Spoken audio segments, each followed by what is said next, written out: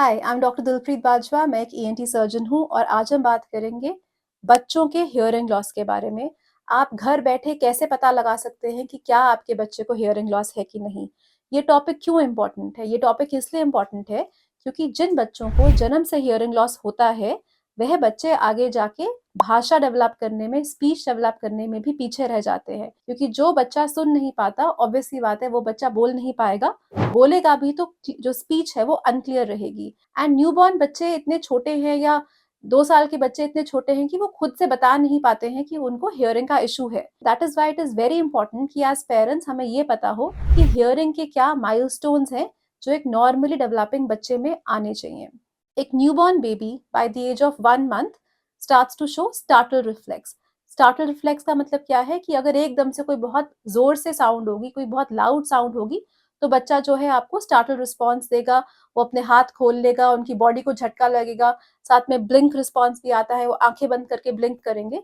तो ये blink response है, स्टार्टल रिस्पॉन्स है, जो कि एक न्यूबॉर्न बच्चा भी देगा लाउड साउंड्स को। So this is a very very important reflex, startle reflex या कि ब्लिंक रिफ्लेक्स, जो लाउड साउंड्स पे एक न्यूबॉर्न बच्चा देगा। अगर न्यूबॉर्न बच्चा 1 या 2 महीने का हो गया है और वो स्टार्टल रिस्पॉन्स नहीं दे पा रहा है, इसका मतलब ये हो सकता है कि बच्चे को हियरिंग लॉस है।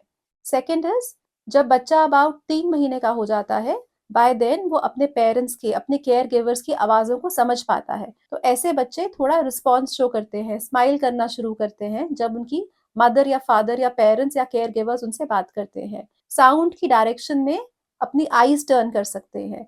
ये एक 3 से 4 महीने का बच्चा कर पाएगा। 6 महीने की उम्र तक बच्चे properly direction of the sound में अपना सर घुमाएंगे।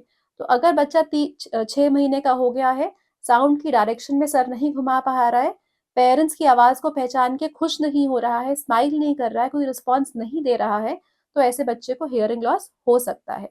इम्पॉर्टेंट ये भी है कि a child who has normal hearing by the age of 6 months, such children will also start to vocalize।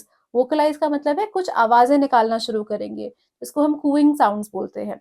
9 महीने की उम्र तक ये कूइंग साउंड जो है बैबलिंग साउंड्स में कन्वर्ट हो जाती है, जैसे कि ला ला ला ला ला, बा बा बा बा बा, मा मा मा मा मा। ऐसे साउंड्स जो हैं बच्चे प्रोड्यूस करना शुरू कर देते हैं।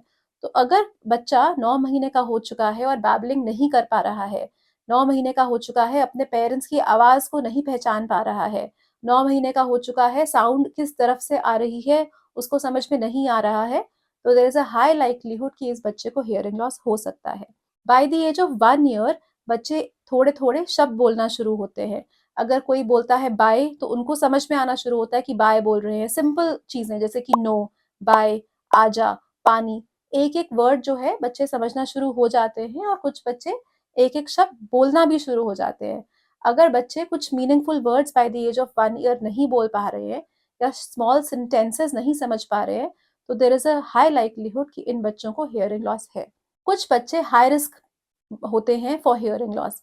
चिल्ड्रन जो आफ्टर द डिलीवरी, अगर उनको निकू में रखना पड़ा है, वो पैदा होने के बाद में नहीं रो रहे हैं, पैदा होने के बाद में बच्चे को जॉन्डिस हुआ है, ब्लड ट्रांसफ्यूजन की ज़रूरत पड़ी है, सीजर्स आए हैं, फीवर हुआ है जिसके कारण बच्चे को आईसीयू में रखा गया है, या आपके पीडियाट्रिशियन ने बताया है कि बच्चे को सिंड्रोम हो सकता है, ऐसे बच्चे हाई रिस्क पे होते हैं फॉर हियरिंग लॉस।